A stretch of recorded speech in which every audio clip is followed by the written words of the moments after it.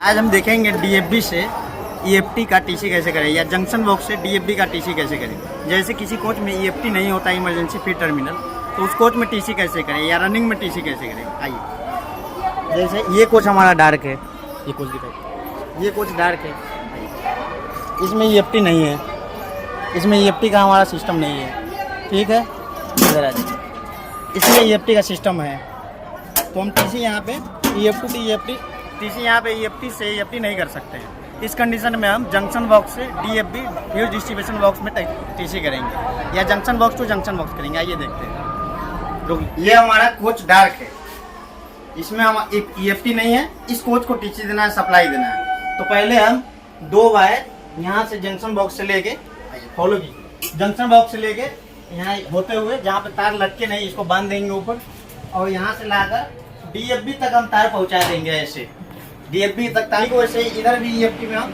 ये distribution box तक हम तार ले आएंगे, ठीक है। अब तार हम बिछाने के बाद मेन है इसमें कनेक्शन कैसे करें। बहुत लोगों को दिक्कत होता है कनेक्शन कैसे करें, तो कर्मचारी को स्काउटिंग में जो दिक्कत होता है उसके पर्पज से ये वीडियो बनाया जा रहा है।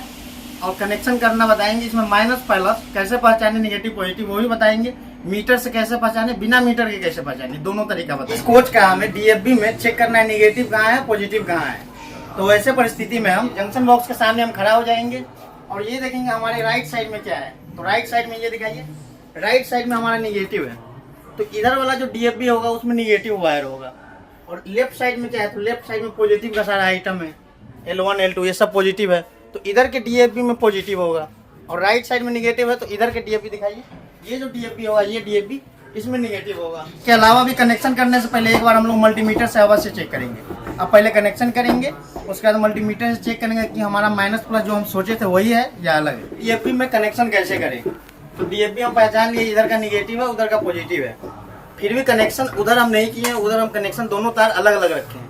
इधर कनेक्शन करने के बाद मल्टीमीटर से हम निगेटिव पॉजिटिव चेक करेंगे, फिर बांधेंगे, फिर तार को हम ज्वाइंट करेंगे। तो पहले ये देखना है, नजदीक कीजिए कैमरा, आइए, पहले ये देखना है, ये जो तार आया है ये है इनपुट और ऊपर वाला ये तार है ये है आउटपुट।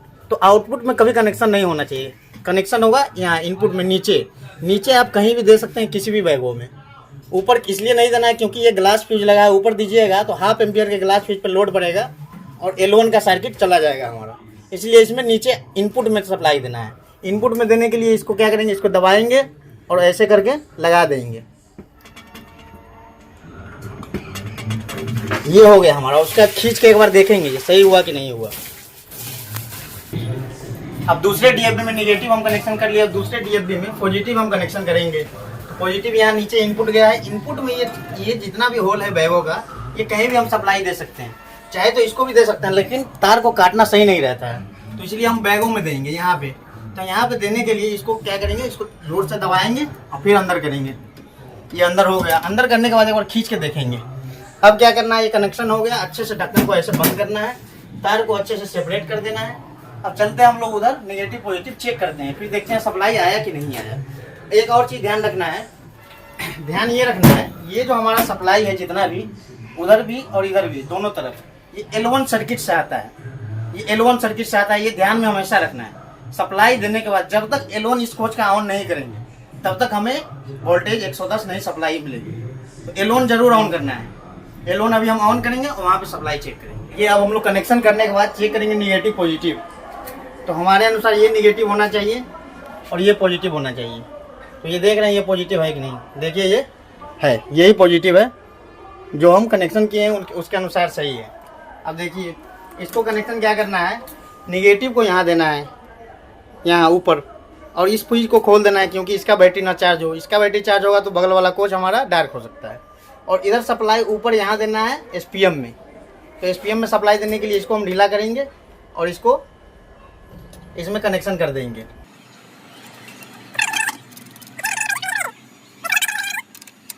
पर रिंच से इसको टाइट कर देंगे, ये टाइट हो गया। अब पहला काम ये करेंगे, पहले निगेटिव खोल देंगे।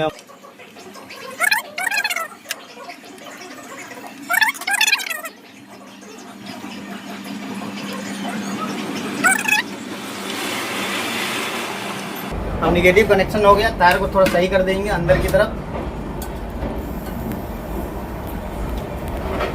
कोच का लोड लगा के देखेंगे लाइट पंखा हमारा ऑन हुआ कि नहीं हुआ।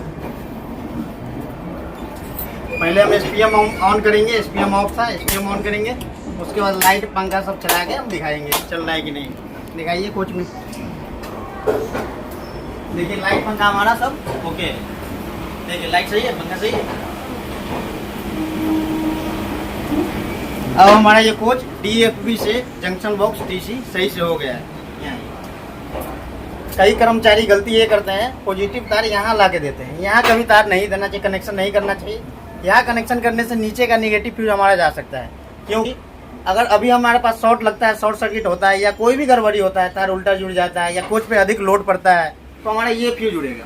ये फ्यूज जाने से हमारा ऊपर से ही चेंज हो जाएगा रनिंग में, और नीचे का फ्यूज खराब होगा तो हम नीचे जाना पड़ेगा, गाड़ी रुकेगी, रुकने का इंतजार करना पड़ेगा।